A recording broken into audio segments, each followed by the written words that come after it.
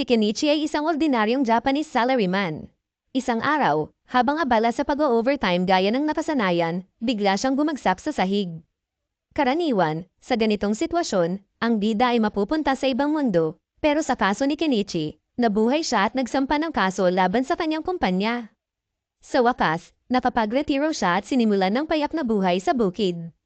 Maganda na ang takbo ng buhay niya, ngunit isang araw, habang nagluluto ng lunch para sa sarili, bigla siyang nawala at nagising sa gitna ng isang kagubatan. Naglibot siya para alamin kung nasaan siya, ngunit ang tanging nakita niya ay ang kalansay ng isang patay na knight at mga kakaibang halaman na hindi niya kilala. Dahil maraming anime na ang napanood niya, agad niyang naisip na baka isa itong isekai adventure. Para makasiguro, sumigaw siya ng status window para tingnan kung may lalabas, at laking gulat niya nang lumitaw nga ang kanyang status screen. Tiyak na nga, natrap siya sa ibang mundo, at sa totoo lang, ayos lang ito sa kanya. Kiningnan niya ang kanyang status screen, pero medyo naguluhan siya dahil walang HP bar na nakikita. Gayunpaman, napansin niyang mayroon pa rin siyang access sa kanyang Amazon account, kaya pwede pa rin siyang bumili ng mga impulsive purchases. Mayroon din siyang item box, kaya sinubukan niyang maglagay ng ilang damo na napulot niya para matest kung ano ang kaya nitong gawin. Nang ilagay niya ang mga damo sa item box, natuklasan niya na kaya nitong paghiwa-hiwalayan at kunin ang mga individual components ng mga bagay na inilalagay doon. Sunod, sinubukan niyang gamitin ang store na kasama sa system. Pero sa kasamaang palad, kailangan niya ng pera para makabili.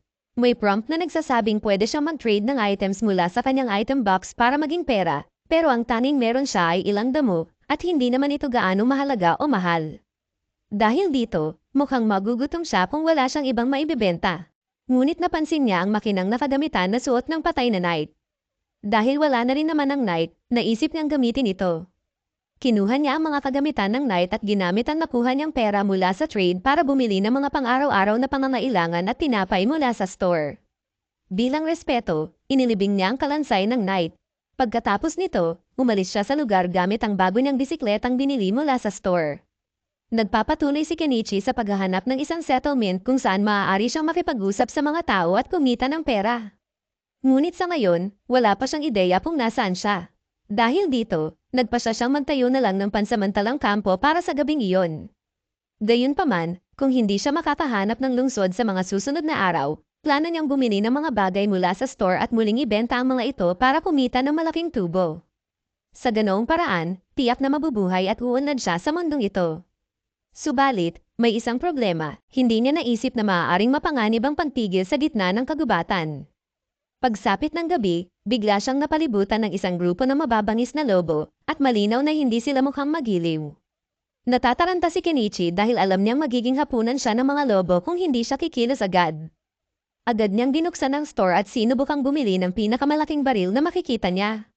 Sa kasamaang palad, walang baril na mabibili, kaya napilitan siyang maghanap ng alternatibo at bumili ng isang bungkos ng fireworks. Nagawa nitong takutin ng bahagya ang mga lobo, pero hindi sapat para tuluyang paalisin ang mga ito. Patuloy siyang naghahanap ng solusyon hanggang sa makakita siya ng isang slingshot. Ginamit niya ito para magpaputok ng mga bola sa mga lobo. Malakas ang impact ng mga bola kaya natamba ang ilan sa mga lobo, at ang natira ay nagdalawang isip na nusubin siya dahil mukhang hindi siya madaling biktima gaya ng inaakala nila. Nang umatras ang mga lobo, dali-daling sumakay si Kenichi sa kanyang bisikleta at nagmadaling umalis mula sa teritoryo ng mga lobo. Kinabukasan, pagod na pagod si Kenichi mula sa walang tigil na pagbibisikleta buong gabi. Pero wala pa rin siyang ideya kung nasaan siya. Sa puntong ito, bumili siya ng isang hagdan at telescope mula sa store para makaakyat sa isang mataas na puno at matano ang paligid. Sa kabutihang palad, nakita niya ang isang lungsod sa di kalayuan. Sa wakas, mukhang magkakaroon na siya ng pagkakataon na makahanap ng mga tao at kumita ng pera. Sinimulan niya ang mahabang paglalakbay patungo sa lungsod, dumaan sa malawak na grasslands. Ngunit habang papunta siya sa pangunahing daan, muntik na siyang masagasaan ng isang karwaheng dumaan ng bigla. Ang lalaking sakay ng karwahe ay huminto at humingi ng tawad kay Kenichi matapos halos masagasaan ito. Dahil na-guilty siya, inalok niya si Kenichi ng libreng sakay patungo sa lungsod. Nagpakilala siya bilang Fu, isang merchant, at ipinaliwanag na ang kasamang pasahero sa likod ng kanyang karwahe ay isang bard na naglalakbay din. Habang naglalakbay, napansin ni Fu na kakaiba ang pananamit ni Kenichi, kaya tinanong niya kung ano ang patay nito sa lungsod. Sinabi ni Kenichi na plano niya magbukas ng negosyo doon. Sa wakas, nakarating sila sa mga tarangkahan ng lungsod at binaba ni Fu si Kenichi sa tapat ng kanyang tindahan. Tumulong si Kenichi sa pagbaba ng mga kargamento at nagpasalamat si Fu sa tulong nito. Pero, sa totoo lang, si Kenichi ang mas dapat magpasalamat dahil talagang tinulungan siya ni Fu. Bilang pasasalamat, binigyan ni Kenichi si Fu ng isang pouch ng paminta. Ngunit nang makita ni Fu kung ano ito, binalaan niya si Kenichi na huwag magbenta ng pampalasa sa lungsod. May isang spice mafia na tinatawag na boba na may ganap na monopolyo sa spice market. Kung susubukan ni Kenichi na makipagkompetensya, maaaring ipadala ng boba ang kanilang mga assassin para sa kanya. Nabigla si Kenichi na kahit simpleng pagbibenta ng mga paninda ay maaaring maging mapanganib. Lubos siyang nagpasalamat kay Fu sa babala nito, bagamat ayaw ni Fu na makuha ang atensyon ng boba. Dahil pribadong transaksyon lang ito sa pagitan nila ni Kenichi, nagpasya siyang bilhin ng paminta. Sinabi ni Kenichi na hindi na kailangang magbayad si Fu, ngunit iginiit nito na magbayad dahil ang isang merchant ay hindi tumatanggap ng anuman ng libre dahil nangangahulugan ito ng pagkakautang ng pabor. Naiintindihan ni Kenichi ang paniniwalang ito kaya tinanggap niya ang bayad. Sa kabila ng pagbibigay ng diskwento ni Kenichi, nagulat siya dahil binayaran siya ni Fu ng mas malaki kaysa inaasahan. Ang pouch ng paminta na nagkakahalaga lang ng 1,000 yen ay binayaran ni Fu ng katumbas ng 100,000 yen. Matapos ang transaksyon, naglapad-lapad si Kenichi sa lungsod at natagpuan ng isang lokal na inn at kainan. Pumasok siya at sinalubong siya ng hostess na si Elia.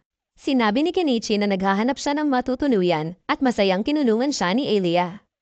Dinala siya nito sa front desk kung saan ipinaliwanag na ang presyo ng isang kwarto ay isang copper coin at kailangang bayaran ito ng paunang bayad. Binayaran ni Kenichi ang kinakailangang halaga para sa kwarto, ngunit kailangan pa niyang ilagay ang kanyang pangalan sa kontrata.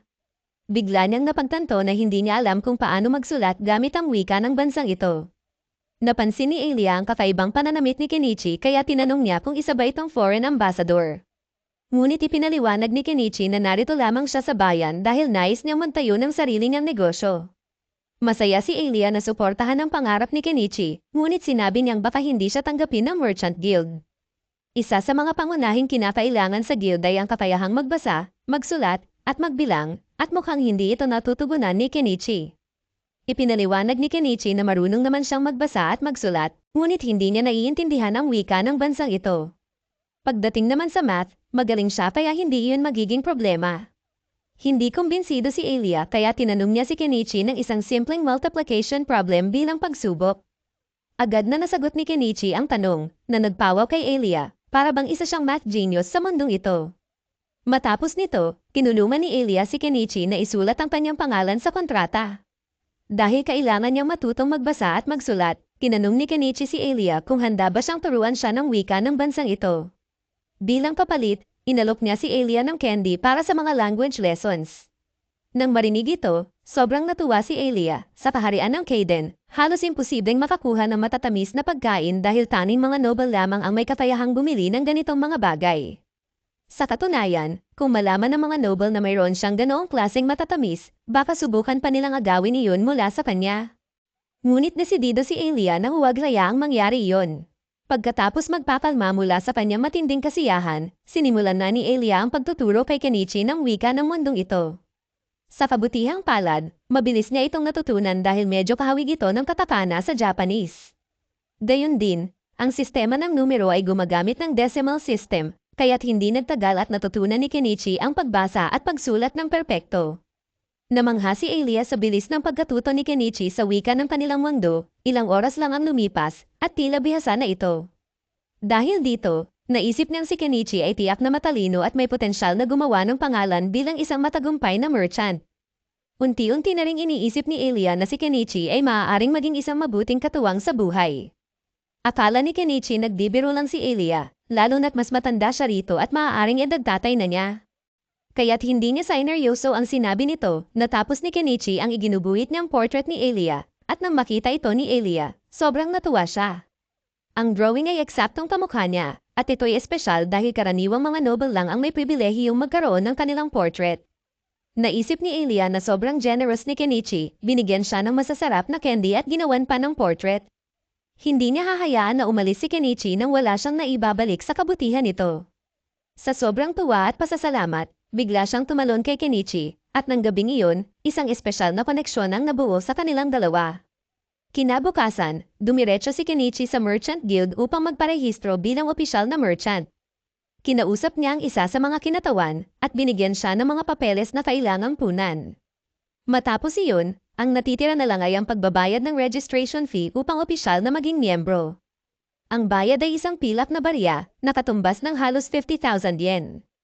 Bagaman may pera siya, nais niyang magbayad ng hunugan para makapagtipid. Sa kabutihang palad, pinapayagan ng guild ang partial payments.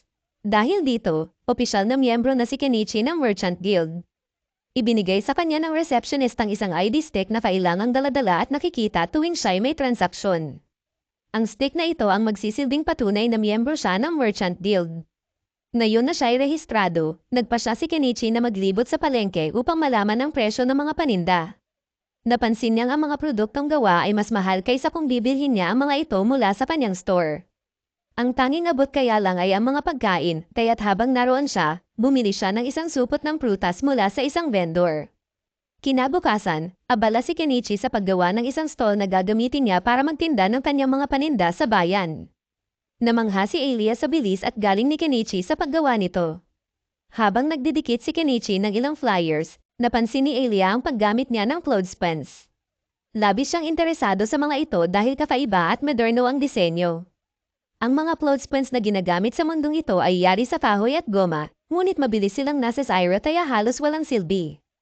Tinanong ni Elia si Kenichi kung binibenta rin ba niya ang mga ito. Hindi naisip ni Kenichi na ang simpleng clothespins ay maaaring maging mahalagang produkto. Kinahapunan, pumunta si Kenichi sa palengke para sa kanyang unang araw bilang merchant. Napahanap siya ng magandang pwesto malapit sa isang matandang babae na may sarili ring stall. Tinanong niya kung ayos lang sa matanda na doon siya mag-set up ng kanyang stall, at pumayag naman ito. Agad na inilabas ni Kenichi ang kanyang stall mula sa item box na ikinamangha ng matanda. Habang tinitingnan ni Anima, ang matandang babae, ang mga paninda ni Kenichi, napansin niya ang clothespins na binibenta nito. Nagustuhan niya ang mga ito, kaya nagalok siyang bumili ng ilan. Nagulat si Kenichi dahil hindi niya inakalang bibilhin ng isang kapwa merchant ang kanyang produkto. Ipinaliwanag ni Anima na walang patakaran na bawal bumili mula sa kapwa merchant, at wala rin naman siyang balak makipagkumpitensya kay Kenichi. Habang lumilipas ang araw, unti-unting damadami ang mga parokyana sa stall ni Kenichi, at mabilis na ubos ang kanyang mga paninda. Ang mga clothespins niya ang naging pinakapopular dahil sa tibay at praktikalidad ng mga ito. Napagtanto ni Kenichi na maaari siyang mabuhay ng maayos kahit clothespins lang ang kanyang itinda. Gayunpaman, alam niyang darating ang panahon na gagayahin din ng iba ang disenyo nito, kaya hindi siya pwedeng humasa rito magpakailanman.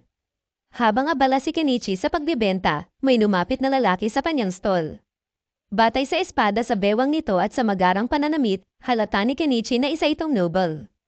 Gusto ng lalaki na tingnan ang kutsilyo ni Kenichi, kaya hinayaan niya itong subukan ang produkto.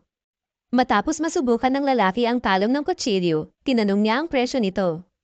Sinabi ni Kenichi na ang kutsilyo ay nagkakahalaga ng 2 pilak. Bagamat medyo mahal ito, naiintindihan ng lalaki kung bakit napakaganda ng pagkakagawa nito. Gusto sana niyang bilhin ito, pero kailangan niya ng mas mahabang talem. Dahil dito, sinuri ni Kenichi ang kanyang store upang tingnan kung may mas malaki pang espada na available. Sa wakas, napahanap siya ng isang katana, namangha ang lalaki sa kagandahan ng katana. Ngunit sinabi ni Kenichi na ang presyo nito ay isang gintong barya na sobrang mahal. Naging alanganin ng lalaki kung bibilhin ba niya ito. Habang pinagmamasdan ni Kenichi ang lalaki na tila kinukumbinsi ang sarili na ang espada ay isang necessary expense, biglang lumapit ang isang catgirl at sinimulang singutin ang kanyang mukha, at sa gulat niya, dinilaan pa siya. Ito ang unang beses na napakita si Kenichi ng beast folk, kaya medyo natakot siya sa umpisa. Pero agad din siyang kumalma at tinanong ang mga beast folk kung ano ang nais nilang bilhin. Sinabi nila na gusto nila ang mga tela na ginagamit ni Kenichi bilang pantakip sa kanyang stall. Bagamat hindi talaga ito para sa bentahan, bilang isang negosyante, inialok niya ito sa kanila. Sinabi niya na ang isang piraso ng tela ay nagkakahalaga ng 3 tansong barya, ngunit dahil 3 ang bibilhin nila, ibibigay niya ito sa presyong 8 tansong barya bilang diskwento. Bagamat magandang deal ito, hindi magaling sa math ang mga beast folk, kaya hindi nila naintindihan ang sinabi ni Kenichi at inakala nilang ninulopo sila. Sinabi naman ng noble na nagsasabi ng totoo si Kenichi kaya wala silang dapat ipadalala. Sa huli, nagtiwala ang mga beast folk at binili ang mga tela. Ang noble naman, matapos makita kung gaano kahusi ang espada, ay nagpasya na ring bilhin ang katana. Sa pagtatapos ng araw, napakaganda ng kinita ni Kenichi. Samantala, sa ibang bahagi ng lungsod, isang maid na bumili ng mga clothespins ni Kenichi ang ipinakita ang mga ito sa kanyang among si Primula Margaret. Ipinunto ng maid na makakatulong ang mga clothespins sa kanilang mansion dahil mas magiging madali ang kanyang trabaho. Sumang-ayon si Primula at sinabing magandang ideya iyon. Dagdag pa, naisip ni Primula na mas mabuti kung magsisimula siyang magbenta ng mga clothespins na ito sa sarili niyang kumpanya. Dahil sa potensyal na kita mula sa clothespins, nagmadaling tumakbo si Primula para humingi ng permiso sa kanyang ama upang magbenta ng mga ito sa kanilang kumpanya. Samantala, kinagabihan, si Kenichi ay naliligo sa tabi ng balon. Habang nililinis ang sarili, iniisip niya kung gaano niya kagustang magkaroon ng mainit na paliguan, pero sa mundong ito, hindi pa naimbento ang ganoon. Dahil dito, nagpasya siyang gumawa ng sarili niyang paraan. Habang nagbabrowse sa kanyang online store screen, nakakita siya ng isang barrel na binibenta. Plano niyang punuin ito ng tubig at ilagay sa ibabaw ng apoy para makaranas muli ng mainit na paliguan. Kung gumana ang kanyang ideya, maaaring magamit niya ito bilang bagong negosyo para kumita pa ng mas malaki. Bagamat maraming benepisyo si Kenichi mula sa kanyang store screen, wala siyang ideya kung paano ito gumagana o kung paano dumarating ang mga package sa kanya. Sa totoo lang, parang masyado itong maganda para maging totoo, kaya't naiisip niya na baka may kabayaran ito, tulad ng pagkawala ng kanyang kaluluwa. Ngunit sa ngayon, wala siyang magagawa tungkol dito, kaya nagpasya na lang siyang matulog. Samantala, sa kagubatan, may isang batang babae na nagngangalang Animo na kasalukuyang tumatapas mula sa hindi pa nalalamang panganib.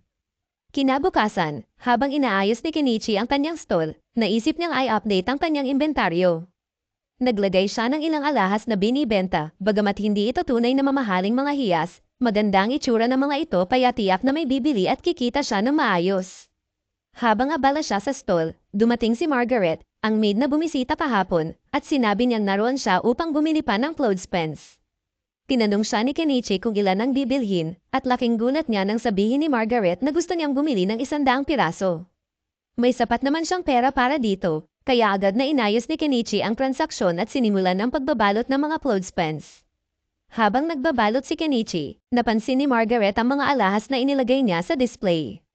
Tinanong nito kung tunay na diamonds ba ang mga iyon. Ipinaliwanag ni Kenichi na ang mga alahas ay gawa lamang sa make and tab na salamin, pero maganda pa rin ang hitsura ng mga ito. Dahil dito, sinabi ni Margaret na itabi ang isa para sa kanya dahil nais niyang bilhin ito sa susunod. Nagpatuloy ang negosyo ni Kenichi sa maghapong iyon at maayos ang naging bentahan. Ngunit habang nag-aayos na siya upang isara ang kanyang stall, muling dumating ang mga beast folk mula kahapon. Napansin ni Kenichi na mukhang seryoso ang mga beast folk na muling bumalik sa kanyang stall, kaya medyo nadalala siya na baka may masamang balak ang mga ito. Biglang lumapit si Mayen sa kanyang mukha at sinabing tiyak na naamoy niya ang mga pampalasa mula kay Kenichi. Agad namang nagdiwang ang iba pang beast folk at nakiusap kay Kenichi na ibenta sa kanila ang ilan sa kanyang mga spices. Subalit, nagdadalawang isip si Kenichi dahil sa narinig niyang babala tungkol sa Spice Syndicate.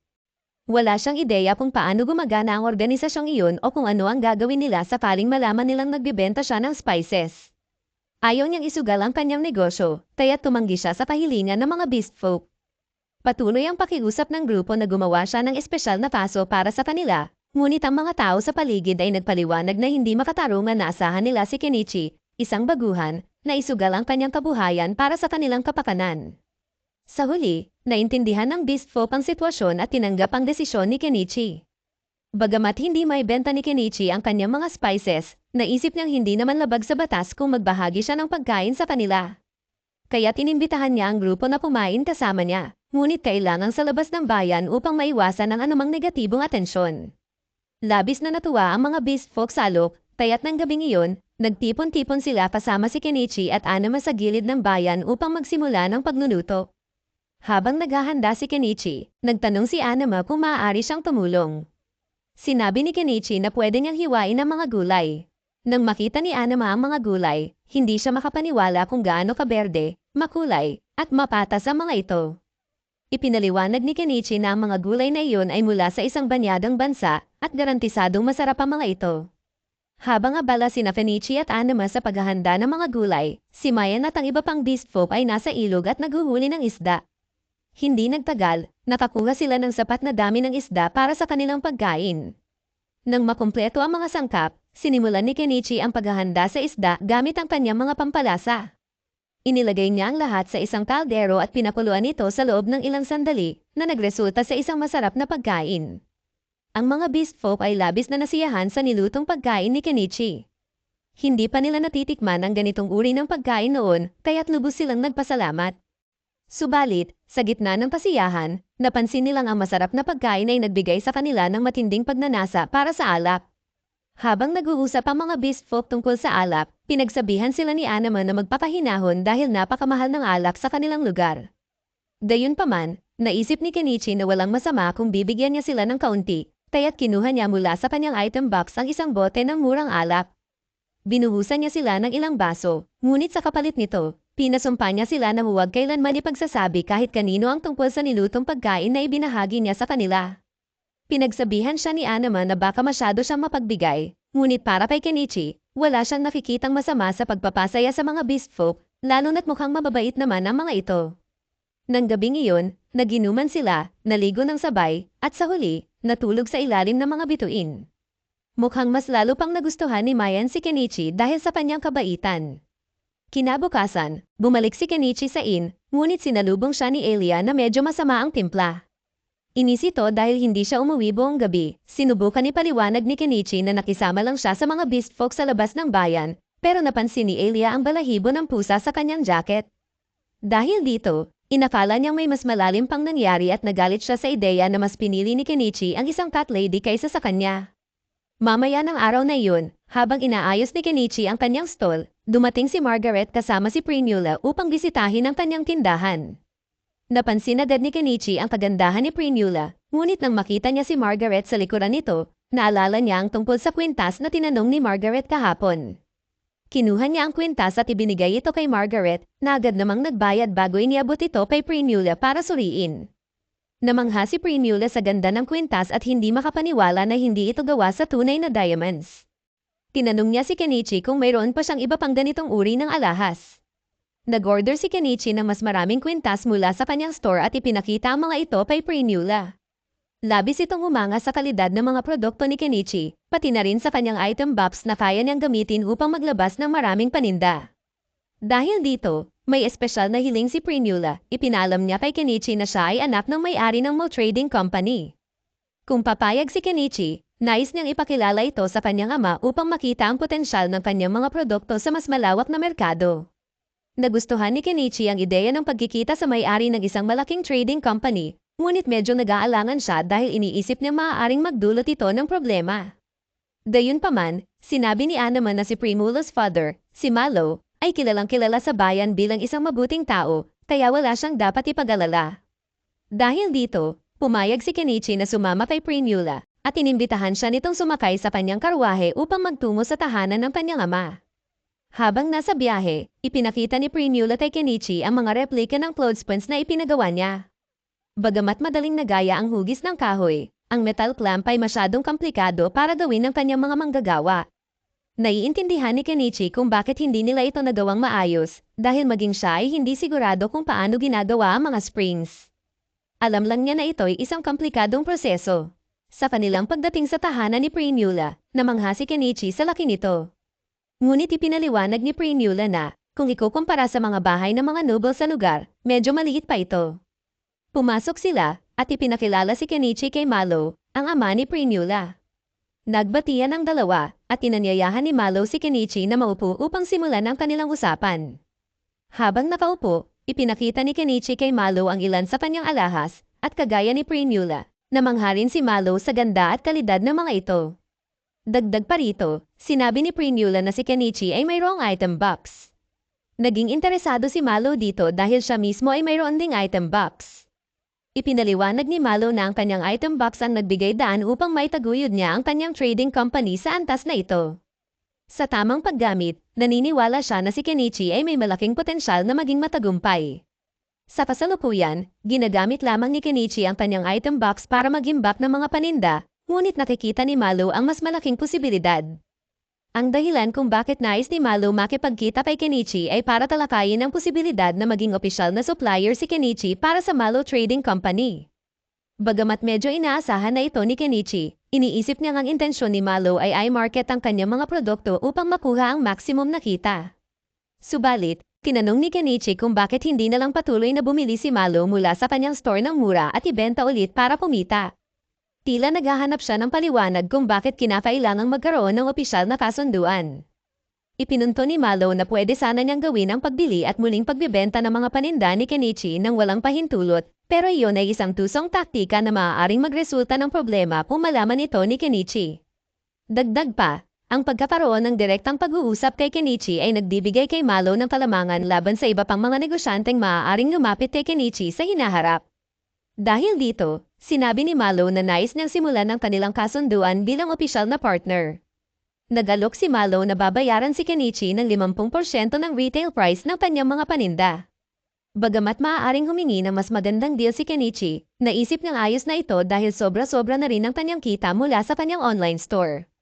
Kaya tinanggap niya ang alok ni Malo at nagkamayan sila bilang simbolo ng kanilang kasunduan.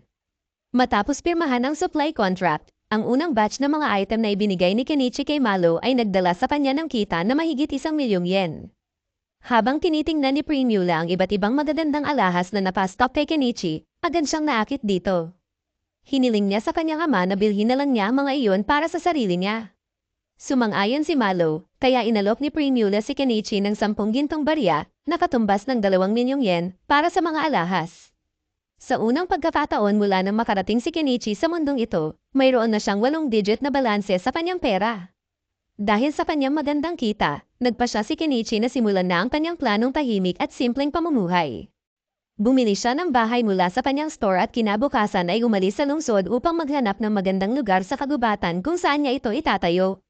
Bago siya umalis, ipinaalam niya kay Elia ang kanyang plano upang hindi ito mag-alala. Ngunit para kay Elia, medyo kakaiba ang ideya ni Kenichi na manirahan sa mapanganib na kagubatan sa halip na sa loob ng lungsod. Sa wakas, nang mapahanap si Kenichi ng perpektong lugar, bumili siya ng isang windwalker mula sa kanyang store at sinimulan ng pag-aayos ng lupa. Ngunit nagkaroon siya ng problema, bagamat ang ibang mga bagay sa kanyang tindahan ay mura, ang gasolina ay nananatiling mahal, kahit saang mundo pa ito. Wala siyang magawa kundi bayaran ng mataas na presyo para sa gasolina at magpatuloy sa kanyang trabaho. Matapos ang maraming oras ng pagtatrabaho, nakagawa siya ng daan papasok at palabas ng kagubatan. Napagtanto ni Kenichi na kailangan niyang alisin ang maraming puno sa kanyang napiling lugar. Bumili siya ng chainsaw mula sa kanyang store at nagsimulang magputo ng mga puno. Matapos ang ilang oras ng matinding trabaho, nagawa niyang putulin ang maraming puno sa paligid. Ang tanging natitira na lang ay alisin ang mga ito sa daraanan. Subalit, nang sinubukan niyang ilagay ang mga puno sa kanyang item box, hindi ito gumana dahil masyado silang mahaba upang magkasya. Walang ibang magawa, kinuha niya muli ang chainsaw at pinutol ang mga puno sa mas maikli at madaling hawakan. Sa huli, pinaikli niya ang mga ito sa tig 10 metrong mga troso, na ngayon ay kasya na sa kanyang item box. Malapit na niyang matapos ang paglilinis, ngunit ang mga natitirang ugat ng puno ay magdudulot ng mas malaking trabaho. Dahil panubog na ang araw, nagpasya siyang ituloy ito kinabukasan. Kinabukasan, bumalik si Kenichi sa kagubatan upang tapusin ang trabaho. Sinimulan niyang hukayin ang mga ugat, ngunit mabilis niyang napagtanto na masyadong mabigat ang gawain para sa isang middle-aged na tulad niya. Sa halip na pilitin ang sarili, nagpasya siyang bumili ng isang backhoe mula sa kanyang store. Nang dumating ang makina, napagtanto niyang gumastos siya ng 1.2 milyong yen para sa mabigat na kagamitan dahil ayaw niyang mag-manual labor. Medyo nagsisisi siya, ngunit iniisip niyang sulit ito kung maiiwasan niyang mapagod ng sobra. Sinimulan niyang paandarin ang backhoe, ngunit napansin niyang ang makina ay gumagamit ng diesel, isang produkto na wala sa kanyang store. Biglang kinabahan si Kenichi dahil magiging malaking aksaya ang kanyang binili kung hindi niya ito magagamit. Habang nag-iisip ng solusyon, naisip niyang posibleng makagawa ng sariling diesel sa pamamagitan ng paghahalo ng kerosene at ilang additives. Ngunit nang sisimulan na niya, napagtanto niyang maaaring masira ang makina kung mali ang proporsyon ng halo. Kaya para makasiguro, sinubukan muna niya ang kanyang homemade diesel sa isang diesel generator. Matapos punan ng generator, Sinubukan niya itong paandarin at gumana ito ng maayos. Sa wakas, alam niyang ligtas gamitin ang kanyang sariling diesel para sa backhoe. Dahil dito, nagpa siyang bumalik muli kinabukasan upang tapusin ang trabaho ng walang pag-aalala.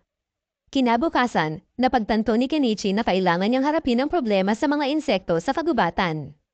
Kaya pumunta siya sa isang lokal na tindahan ng mahika upang bumili ng bug repellent magic stones. Pagpasok niya sa tindahan, binati siya ng wizard na may-ari nito at tinanong kung saan siya nagmula dahil bago lamang siya sa lugar na iyon. Ipinaliwanag ni Kenichi na isa siyang dayuhan na kamakailan lang nagbukas ng tindahan sa bayan at naroon siya upang bumili ng mga bug repellent stones. Sinabi ng wizard na nagkakahalaga ang mga bato ng 3 pilak na barya, ngunit para kay Kenichi, medyo mahal ito. Sinubukan niyang makipagnegosasyon na tinalok ang wizard ng 2 oranges kapalit ng pagbaba ng presyo. Hindi pa nakakita ang wizard ng oranges noon, kaya inakala niyang ito'y isang kakaibang prutas at pumayag na bigyan si Kenichi ng diskwento.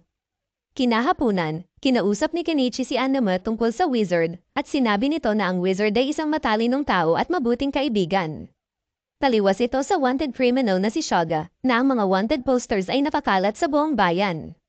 Si Shaga ang pinuno ng isang kilalang grupong tulisan, kaya't malaki ang pabuya para sa kanyang pagkakahuli.